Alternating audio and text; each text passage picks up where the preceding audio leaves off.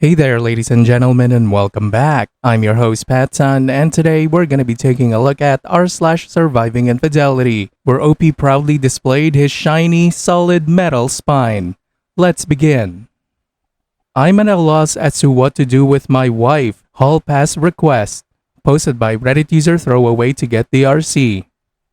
My wife and I have been married since 2001 and together since 1999. She is the most intelligent, thoughtful, caring, loyal person I know, and I have always thought of myself as fortunate to have met and married her. She is, even today, aesthetically beautiful, and men have told her this throughout our marriage. She has always shot them down. Earlier this year, she was diagnosed with uterine cancer, stage 1, and had a full hysterectomy. I was never concerned about the cancer. It was diagnosed early, dealt with quickly, and she made a full recovery. I took time off work to look after her after the surgery, and all seemed well. There were some to be expected emotional instances on her part, and although I am not an emotional person, we dealt with them together. After her recovery, she was insistent that we start living life to the fullest and took a 10-day trip to Europe, followed by a trip to Belize. We also have a trip to the UK and Spain and Portugal later this year. I am fine with these things, building memories and crossing bucket list adventures off her and our list. I also understand that these are a result of feeling fragile on her part. She also took up yoga, swimming, and healthy cooking classes. I was fully on board until last week. Last week she came home from work and told me she wanted a hall pass, a one-time opportunity for her to have sex with someone else besides me. She said that since her cancer diagnosis, her outlook on life has changed and she doesn't want to be handcuffed from doing things she wants to do. She explained that there is this guy at her work that she has always had some attraction to. He is leaving the company and she will never see him again, so this is the perfect opportunity to sleep with someone else. She said that I could say no, of course, but that she would be mad and disappointed at me for an indeterminate amount of time, and that it would be confirmation of my male toxicity and insecurity.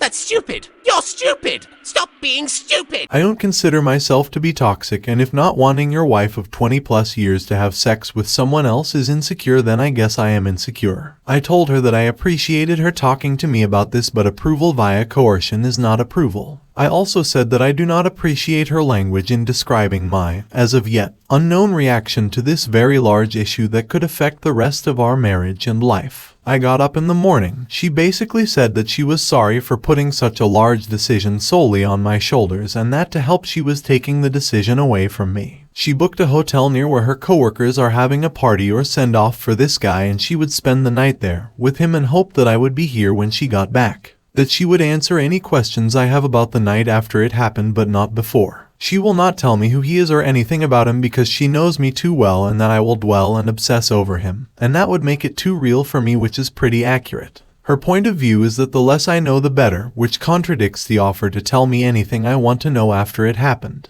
I think she knows I won't want to know or ask anything, or she simply will not tell me. Part of me thinks, at least she has been honest with me, and she has been through a lot since finding out she had cancer, so maybe I should just let it happen. I certainly have no concept of what she went through, so I cannot dismiss how this affected her mental state or outlook on life. Part of me wants to put my foot down and say this is not going to happen and deal with those consequences when they happen. Her BFF called me callous for even suggesting that I wouldn't let it happen, because I have no idea what she went through. I find it hard to believe that she is okay with the possibility of throwing away 20 plus years of marriage over some guy that she has had no relationship with outside of work, and that I should just call her bluff. Maybe she thinks similarly that I won't throw away the marriage because of one encounter. I just don't know what to do. I empathize with her, and then an instant later I am angry with her. Part of me wants to know who this guy is. What does he look like? What has he got that is so enthralling for her? Is he just a safe option? Is he married?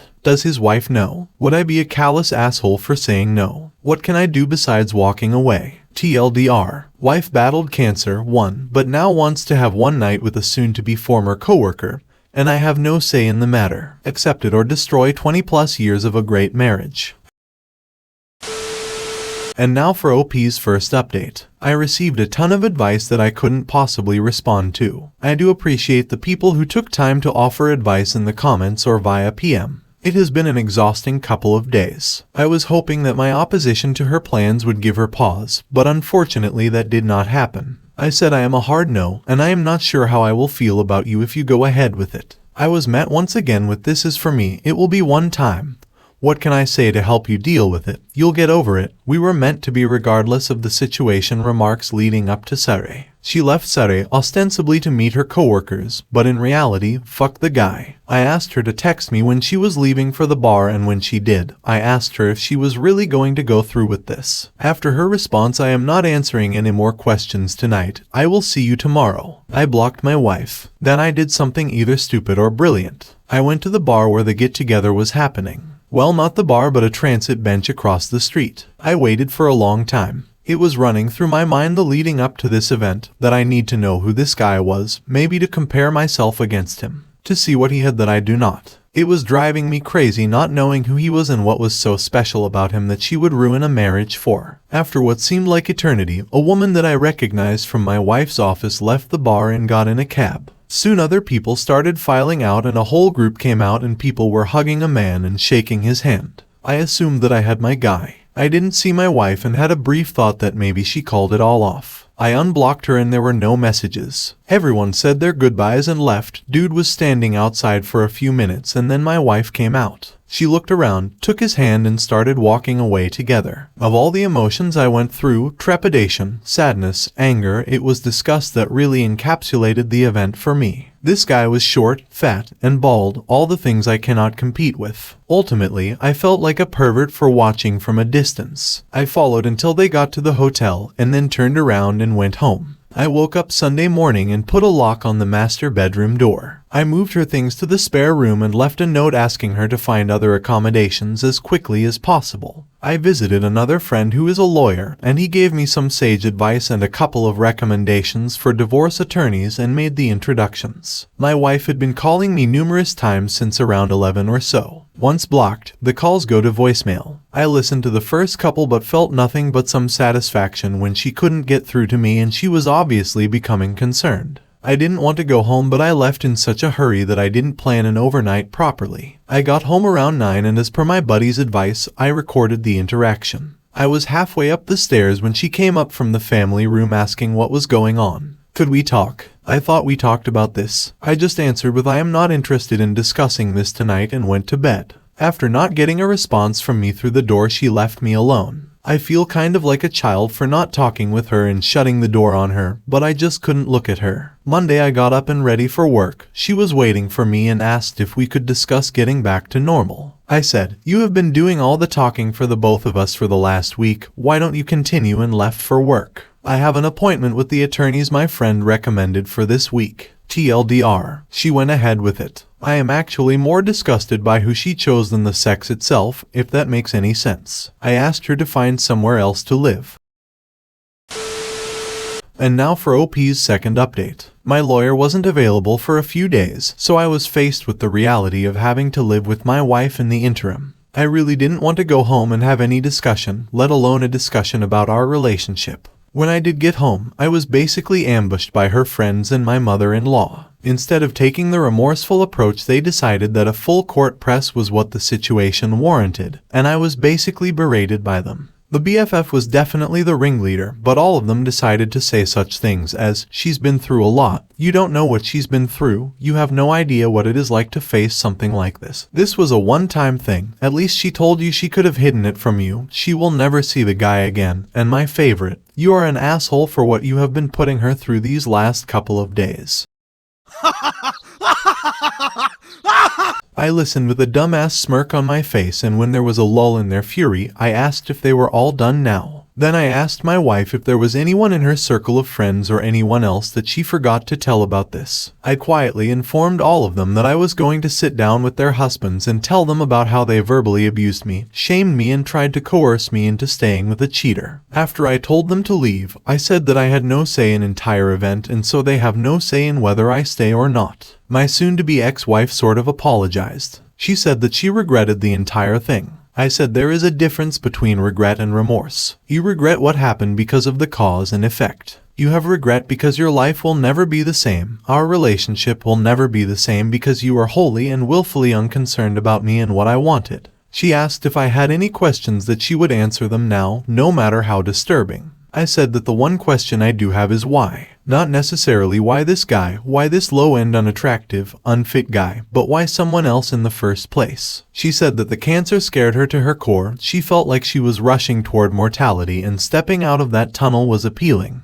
She said that after all this time of being a wife and mother and worrying about family, this was something just for her, an escape. The guy was just someone who was interested in her for a long time. She knew he wouldn't say no and was completely opposite to me. I said if I was going to risk my marriage, the woman would have to be a serious upgrade from you. I told her that I saw you and him coming out of the bar that night. I watched you walk away from the bar hand in hand towards the hotel. I said that you looked too familiar with each other and asked if there was something going on before all this. She said no, but who knows if that is the truth or not. I said that after all our years together, your lack of respect for me was astonishing. I finished by saying that I would never be able to look at myself in the mirror again if I condoned that level of disrespect and stayed with you. I said I hope we can go our separate ways amicably and that I have an appointment with a lawyer later in the week. I again asked her to find some other accommodations and she simply said, I am not going anywhere. We are not getting a divorce. I will give you all the time you need and do whatever you need to recover from this. We will get past this. She has asked me to go to marriage counseling, which I refused. Why would I go to counseling? I did nothing to warrant needing a therapist's advice. I had her served and gave her a notice to vacate. The house is my premarital asset. She has moved in with her mom. But I find her constantly coming by to see if I need anything or making suggestions like what if we had an open relationship only on your side or threesomes, which seems kind of desperate and pathetic.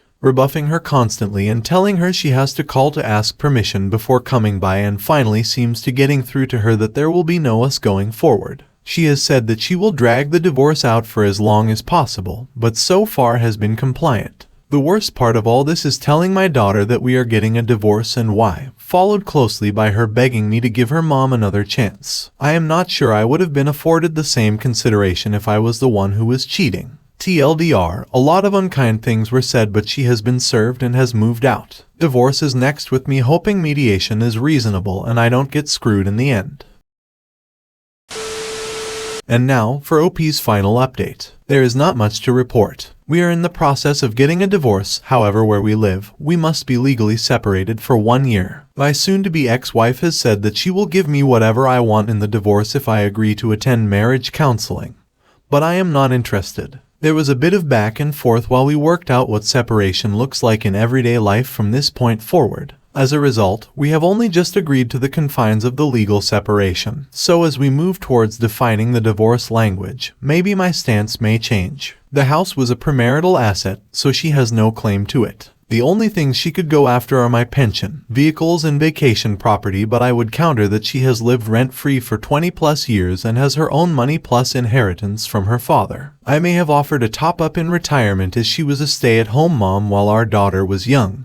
But that would be the most at this point. I received a lot of messages about her friend group and my daughter, so I will clear up any misconceptions now. My daughter isn't taking her mother's side. She has always been a mama's girl, but she is very unhappy with her mom right now. Her initial reaction was just shock and held out hope that we would work through any issues and stay together. Now she accepts that is not going to happen. She has been limiting her interactions with her, but at the end of the day, she is still her mom. The friend group's husbands were upset at the level of complicity of their wives in aiding and abetting the contact or cheating and made them cut off my wife, but that seems to have been forgotten at this point. The BFF was the ringleader and seems to have taken perverse pleasure in actively creating scenarios where they would be in contact, at the very least encouraging to the point of causing her husband to question her motives. It turns out she didn't like me at all, and this was her way of sticking it to me. I guess she won. The best friend's husband said that there were some sexting in his wife's messages but said he is dealing with it.